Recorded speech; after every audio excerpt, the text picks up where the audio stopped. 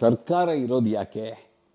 ಏನೇನು ಆಗ್ಬೋದು ಅದರ ಬಗ್ಗೆ ಚಿಂತನೆ ಮಾಡಲಿಕ್ಕೆ, ಮುಂದಿನ ಪೀಳಿಗೆ ಬಗ್ಗೆ ಚಿಂತನೆ ಮಾಡಲಿಕ್ಕೆ, ಸಮಾಜ ಏನೇನನ್ನು ಎದುರಿಸ್ಬೋದು, ಎಲ್ಲೆಲ್ಲಿ ದಾಳಿಗಳಾಗ್ಬೋದು, ಎಲ್ಲೆಲ್ಲಿ ನಷ್ಟಗಳಾಗ್ಬೋದು, ಎಲ್ಲೆಲ್ಲಿ ಕಷ್ಟಗಳಾಗ್ಬೋದು, ಯಾವಾಗ ಅತಿವೃಷ್ಟಿ ಆಗ್ಬೋದು, ಅನಾವೃಷ್ಟಿ ಆಗ್ಬೋದು, ಇದೆಲ್ಲದರ ಬಗ್ಗೆ ಒಂದಷ್ಟು ಗಮನ ಇಟ್ಟುಕೊಂಡು ಅದಕ್ಕೆ ಮುಂಜಾಗ್ರತೆಯಿಂದ ಜನರಿಗೆ ತೊಂದರೆಯಾಗದಂಥ ರೀತಿಯಲ್ಲಿ ವ್ಯವಸ್ಥೆಯನ್ನು ನಡೆಸಲಿಕ್ಕೆ ಸರ್ಕಾರಗಳಿರೋದು. ಮಳೆ ಬಂದರೆ ನೀವು ಒಳಗಿರಿ, ಮನೆ ಒಳಗೆ, ನೀವು ಹೊರಗೆ ಹೋಗಬೇಡಿ. ಆಕ್ಸಿಡೆಂಟ್ ಆದರೆ ನೀವು ಯಾತಕ್ಕೆ ಗಾಡಿ ಓಡಿಸ್ತೀರಾ? ನಿಮ್ಗೆ ಯಾಕೆ ಗಾಡಿ ಬೇಕು? ಕರೆಕ್ಟಾ? ಯಾರೋ ಅದು ಚುಚ್ಚುತ್ತಾನೆ ಅಂತ ಬಂದುಬಿಟ್ರೆ, ಯಾರೋ ಒಬ್ಬ ರೌಡಿ ಬಂದ್ಬಿಟ್ಟು ಚುಚ್ಚಿಬಿಡ್ತಾನೆ ಅಂತ ಹೇಳಿದ್ರೆ ನಿಮಗೇನು ಬಾಗಿಲು ಹಾಕ್ಕೊಳ್ಳಿಕ್ಕಾಗಲ್ವಾ? ನೀವು ಯಾಕೆ ಕೆಲಸಕ್ಕೆ ಹೋಗೋದು? ಅಂಥದ್ದು ಕೇಳ್ತಕ್ಕಂಥ ಸರ್ಕಾರಗಳನ್ನ ಮೂರ್ಖ ಸರ್ಕಾರಗಳು ಅಂತ ಹೇಳಬೇಕು. ಅಂಥ ಸರ್ಕಾರಗಳ ಅವಶ್ಯಕತೆ ಯಾವ ದೇಶದಲ್ಲಿ ಯಾರಿಗೂ ಇಲ್ಲ.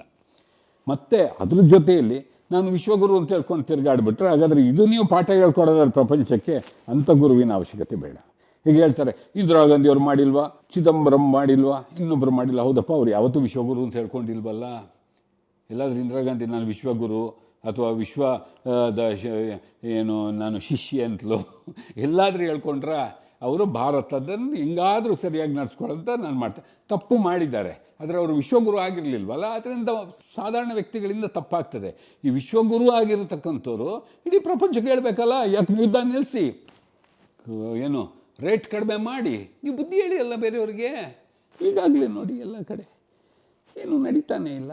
ಮುಕ್ಕಾಲೇನು ಅಂತಂದರೆ ಜನರಿಗೆ ಹೂಡಿಕೆಯಲ್ಲಿ ನಂಬಿಕೆ ಹೋಗ್ಬಿಡ್ತದೆ. ಒಂದು ಚಿನ್ನದ ಮೇಲೆ ಹೂಡಿಕೆ ಮಾಡ್ತಾನೆ, ಒಂದು ಭೂಮಿಯ ಮೇಲೆ ಹೂಡಿಕೆ ಮಾಡ್ತಾನೆ. ಭೂಮಿ ಮೇಲೆ ಯಾಕೆ ಹೂಡಿಕೆ ಮಾಡೋದು? ಏನೋ ಕಟ್ಟಡಗಳನ್ನು ಕಟ್ತಾರೆ, ಆಫೀಸ್ ಆಗ್ತದೆ, ನಮಗೇನೋ ಬಾಡಿಗೆ ಬರ್ತದೆ ಅಂತ. ನೀವು ಮನೆಯಿಂದ ಕೆಲಸ ಮಾಡಿ ಅಂತ ಹೇಳ್ಬಿಟ್ರೆ ಯಾರೂ ಕೆಲಸಕ್ಕೆ ಬರೋಲ್ಲ. ಯಾರು ಕೆಲಸ ಮಾಡಿದ್ದು? ನೀವು ಇರೋ ಕಟ್ಟಡಗಳನ್ನು ಏನು ಮಾಡ್ತೀರಾ? ಎರಡು ಭಾಳ ದೊಡ್ಡ ಹೂಡಿಕೆಗಳು, ಒಂದು ಚಿನ್ನದಲ್ಲಿ ಹೂಡಿಕೆ, ಇನ್ನೊಂದು ಭೂಮಿಯಲ್ಲಿ ಹೂಡಿಕೆ. ಮತ್ತು ನೀವು ಖರ್ಚು ಮಾಡಬೇಡಿ, ನೀವು ಏನು ದೊಡ್ಡ ದೊಡ್ಡ ಕಾರ್ಯಕ್ರಮಗಳನ್ನು ಮಾಡಬೇಡಿ, ಫಾರಿನ್ಗೆ ಹೋಗಬೇಡಿ. ನಿಮ್ಮಲ್ಲಿ ಆ ಮಾನವ ಆಸಕ್ತಿಗಳೇ ಇರಬಾರ್ದು. ನೀವು ದೇಶ ಭಜನೆ ಮಾಡ್ಕೊಂಡಿರಬೇಕು ಅಂತ ಹೇಳ್ಬಿಟ್ರೆ ಯಾವ ರೀತಿಯ ದೇಶ ಬೇಕು ನಿಮಗೆ? ಬರೀ ದೇಶ ಅಂತ ಹೇಳ್ಬಿಟ್ರೆ ಒಂದು ಹೆಸರು ಮಾತ್ರನಾ? ಅಲ್ಲ, ಈಗಲೇ ನಾವು ಅನೇಕ ಸೂಚ್ಯಂಕಗಳಲ್ಲಿ ತಳಮಟ್ಟ ಅಧಪತನ ಆಗೋಗ್ಬಿಟ್ಟಿದೆ. ಇನ್ಯಾವ ರೀತಿಯಲ್ಲಿ ಹಾಳಾಗಲಿಕ್ಕಿದೆ? ಆಯ್ತಪ್ಪ, ಅನೇಕ ಮಂದಿ ಈಗ ಮೋದಿಯವರನ್ನು ವಿರೋಧಿಸ್ತಕ್ಕಂಥವ್ರು ಇದ್ದಾರೆ, ಅದೆಲ್ಲ ಬೇರೆ ವಿಚಾರ. ಆದರೂ ಅನೇಕ ಮಂದಿ ಮೋದಿಯವರು ಅಧಿಕಾರಕ್ಕೆ ಬಂದ ಸಂದರ್ಭದಲ್ಲಿ ಇವರು ಏನೋ ಮಾಡಿಬಿಡ್ತಾರೆ ಅನ್ನತಕ್ಕಂಥ ಒಂದು ಆಶಾಭಾವನೆಯನ್ನು ಇಟ್ಕೊಂಡಿದ್ರು. 15 ಲಕ್ಷ ತರ್ತಾರೋ ಅದೆಲ್ಲ ಬೇರೆ. ಏನೋ ಭಾರತದಲ್ಲಿ ಭ್ರಷ್ಟಾಚಾರ ಇರೋಲ್ಲಪ್ಪ, ರಸ್ತೆಗಳೆಲ್ಲ ಚಿನ್ನ ಅಲ್ಲದಿದ್ದರು, ನಮ್ಮಲ್ಲಿ ಯಾರೋ ಚಿನ್ನ ಅಲ್ಲದಿದ್ದರೂ ಭಾಳ ಚೆನ್ನಾಗಿ ಸಂಚಾರಕ್ಕೆ ಸುಗಮವಾಗಿರ್ತಕ್ಕಂಥ ರಸ್ತೆಗಳು, ಶಿಕ್ಷಣದ ಮಟ್ಟ ಭಾಳ ಚೆನ್ನಾಗಿರ್ತದೆ, ಮಹಿಳೆಯರು ಅತ್ಯಂತ ಸುರಕ್ಷಿತರಾಗಿರ್ತಾರೆ, ಮತ್ತು ಎಲ್ಲದರಲ್ಲೂ ಗುಣಮಟ್ಟ ಹೆಚ್ಚಾಗ್ತದೆ, ಮತ್ತು ಅಧಿಕಾರಿಗಳೆಲ್ಲ ಭಾಳ ನಿಷ್ಠೆಯಿಂದ ಬದ್ಧತೆಯಿಂದ ಕೆಲಸ ಮಾಡ್ತಾರೆ. ಏನಾದರೂ ಒಂದಾಯ್ತಾ? ಈಗ ಕಾಂಗ್ರೆಸ್ ಬೇಡ ಅನ್ನೋದಕ್ಕೆ ಕೆಲವರು ಇಲ್ಲಪ್ಪ ಮೋದಿ ಅನ್ನಲಿ, ಅದರಲ್ಲಿ ಏನು ತಪ್ಪಿಲ್ಲ. ಅದು ಒಂದು ಸರ್ವತಂತ್ರ ಸ್ವತಂತ್ರರು ಜನ.